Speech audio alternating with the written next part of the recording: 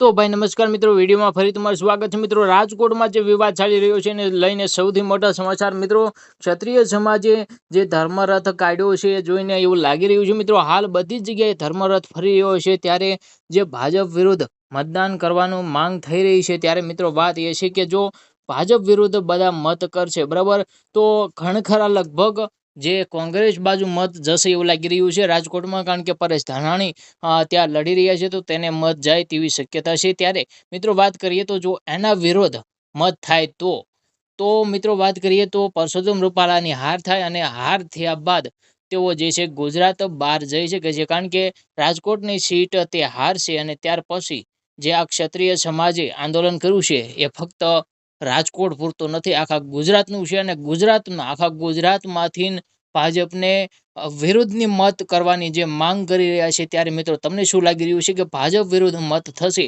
તો આ વખતે ભાજપને કેટલો ફરક પડશે, અને પરસોત્તમ રૂપાલા હારશે કે જીતશે એ પણ કમેન્ટમાં લખવાનું ભૂલતા નહીં, કારણ કે પરસોત્તમ રૂપાલાની અત્યારે ગુજરાતમાં ઘણી જગ્યાએ જે છે મીટિંગો થઈ રહી છે, એનો પણ પ્રચાર શરૂ છે, તો એને પણ માંગ વધી રહી છે। ત્યારે પરસોત્તમ રૂપાલા પણ જીતી શકે છે અને પરેશ ધાનાણી પણ જીતી શકે છે, પરંતુ બે માંથી હવે કોણ જીતશે એનો જંગ શરૂ છે। ત્યારે તમને શું લાગી રહ્યું છે કમેન્ટમાં જરૂર લખજો, પરસોત્તમ રૂપાલા જશે કે પછી પરેશ ધાનાણી જશે, બેમાંથી બંને એકને તો હારવી જ પડશે। ત્યારે તમને શું લાગી રહ્યું છે કમેન્ટમાં જરૂર લખજો। મળીશું ફરી નવા વિડીયોમાં, ત્યાં સુધી જય હિન્દ જય ભારત।